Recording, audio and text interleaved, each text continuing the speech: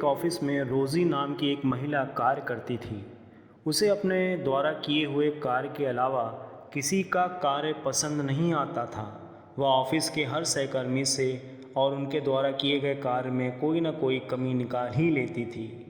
एक दिन जब रोज़ी अपने ऑफिस में अपना कार्य कर रही थी तो अचानक उसने देखा कि उसकी ऑफिस बिल्डिंग के ठीक सामने वाली बिल्डिंग में एक महिला कपड़े सुखा रही है। उसको देखते ही रोज़ी ने अपने बैठे सहकर्मी से कहा, देखो तो यह महिला कितने गंदे कपड़े धोती है और इसका घर तो देखो, यह भी कितना गंदा है। और तो और जो कपड़े वह पहने हुए है वह भी कितने गंदे हैं। किरण के पास बैठे सहकर्मी ने भी उसकी हाँ में हाँ मिलाया और अपना कार्य करने लगा। अब तो रोज़ जब भी वह महिला अपनी बिल्डिंग की बालकनी में कपड़े सुखाने आती थी तो रोज़ी रोज़ उसमें कोई न कोई कमी निकालती और उसको और उसके आसपास की चीज़ों को गंदा कहती।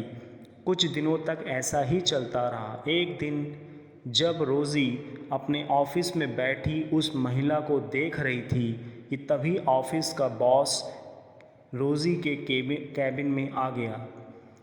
रोज़ी को बॉस के आने का पता भी नहीं लगा क्योंकि वह उस महिला को बहुत ध्यान से देख रही थी और उसमें बुराइयां निकाले जा रही थी। यह सभी देख बॉस ने उसे टोका, रोज़ी आप कहाँ देख रही हैं? क्या आपका मन अपने कार्य में नहीं लग रहा है?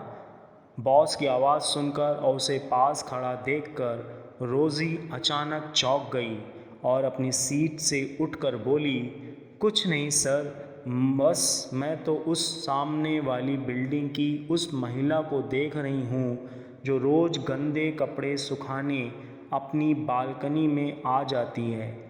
बॉस ने भी उस महिला, उसकी बिल्डिंग और उसके कपड़ों पर नज़र डाली। बॉस उस महिला को कुछ ध्यान से देखने लगे और मुस्कुराने लगे। रोज़ी को यह कुछ अजीब लगा। उससे न रहा गया और अपने बॉस से पूछा, सर आप इस महिला को देखकर मुस्कुरा रहे हैं? मेरी तो आज तक यह समझ नहीं आया कि यह महिला इतनी गंदी कैसे रह लेती है। रोज़ी के पूछने पर बॉस मुस्कुराते हुए बोले, आपके इन प्रश्नों का उत्तर मैं कल दूंगा। कल जब आप इस महिला को कपड़े सुखाते हुए देखें तो मुझे बुला लेना। इतना कह बॉस चले गए। रोज़ी अब भी सोच रही थी कि बॉस आखिर मुस्कुरा क्यों रहे थे। अगला दिन आया। रोज़ की तरह रोज़ी अपने ऑफिस में काम करने लगी। अब जैसे ही वह महिला कपड़े सुखाने अपनी बालकनी में आई तो रोज़ी की नज़र उस पर पड़ी। अरे यह क्या! रोज़ी अचानक बहुत चौंक गई। यह महिला तो आज कितने साफ कपड़े सुखा रही है।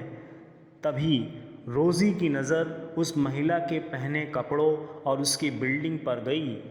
रोज़ी से मुंह से अचानक ही निकला, अरे आज तो यह कितने साफ कपड़े पहने हुए हैं और उसकी बिल्डिंग भी आज कितनी साफ नज़र आ रही है, जैसे कल रात ही पेंट कराया गया हो।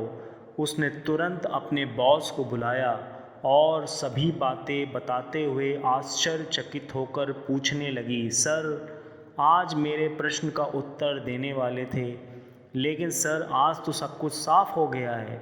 आखिर ये कैसे हुआ होगा?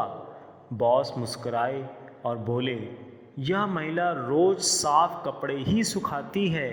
उसके पहने कपड़े भी कभी गंदे नहीं होते और तो और इसकी बिल्डिंग पर भी पेंट बहुत दिनों से नया ही है। बस कल शाम आपके जाने के बाद सामने का शीशा जिससे आप उसको देखती हैं उस पर बहुत धूल लगी थी और अब उसे अच्छे से मैंने साफ़ करा दिया है। यह बात सुनकर रोज़ी भी मुस्कुराने लगी और उसे अपनी भूल का एहसास हुआ। दोस्तों, हो सकता है इस मोटिवेशनल स्टोरी का मज़ेदार अंत पढ़कर आपके चेहरे पर भी मुस्कुराहट आ गई हो, लेकिन यह कहानी हमें बहुत कुछ सिखा देती है। यह दुनिया, इस दुनिया के सभी लोग और इस दुनिया की सभी वस्तुएं हमें वैसी ही दिखाई देती हैं जैसे एटीट्यूड से हम इनको देखते हैं। अर्थात आप जिस रंग का चश्मा पहने होंगे यह दुनिया भी आपको उसी रंग की दिखाई देगी। यदि आप धूल लगे चश्मों से देखेंगे तो यह दुनिया आपको गंदी ही नज़र आएगी। बहुत से लोग इतने निगेटिव एटीट्यूड के होते हैं कि उन्हें दुनिया के हर इंसान और हर वस्तुओं में कोई ना कोई कमी नज़र आने ही लगती है। और सामने वाले में अच्छाई खोजने का प्रयास कीजिए। इस बारे में कबीरदास जी ने कहा है, बुरा जो देखन मैं चला, बुरा न मिलिया कोई, जो मन खोजा अपना, तो मुझसे बुरा न कोई। लोगों में अच्छाई खोजने का प्रयास कीजिए। यदि किसी भी कुछ बुराई नज़र आती है तो सबसे पहले अपने गिरेबान में झांक कर देखिए। यदि आपका एटीट्यूड पॉजिटिव होगा तो सब कुछ ही आपको पॉजिटिव ही पॉजिटिव नज़र आएगा। नमस्कार दोस्तों।